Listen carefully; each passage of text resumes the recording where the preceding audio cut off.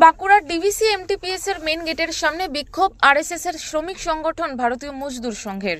DVC এমটিপিএস এর project head Sushant সানিগ্রাহী এবং assistant project head Neeraj সিনহার নামে পোস্টার লাগানো হয়।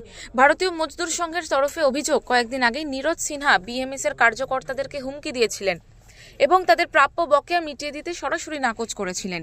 এরই প্রতিবাদে শনিবার বাঁকুড়া জেলার ভারতীয় মজদুর সংঘের সম্পাদক অনন্ত মুখোপাধ্যায় এবং সহ সম্পাদক সংগ্রাম চক্রবর্তীর নেতৃত্বে বিক্ষোভ দেখান তারা। আগামী দিনে এই বিষয়ে আলোচনা না বসলে ভারতীয় মজদুর সংঘের পক্ষ থেকে বৃহত্তর আন্দোলনে নামার হুঁশিয়ারি দেওয়া হয়।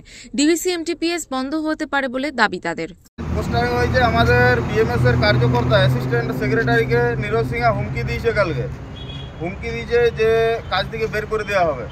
তো নীরজ সিনহার কত বড় ক্ষমতা সেটাই দেখার আছে আমাদের, তার জন্য আজকে পোস্টারিং করেছি। বেশি বেশি বিএমএস এর উপরে প্রজেক্টেড আর নীরজ সিনহার যে আক্রমণ, এটা কিছুদিন ধরেই দেখা যাচ্ছে।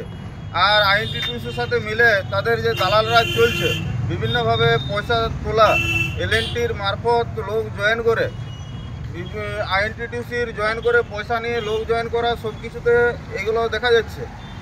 এমনকি এইখানে 320-র বেশি ওয়ার্কার আছে বন বিভাগের, তাদের এখনও পর্যন্ত পিএ পিএসআই ডিভিসি চালু করে নেই।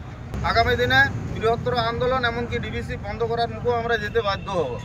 বাঁকুড়া থেকে শুভম কর্মকারের রিপোর্ট, ওঙ্কার বাংলা।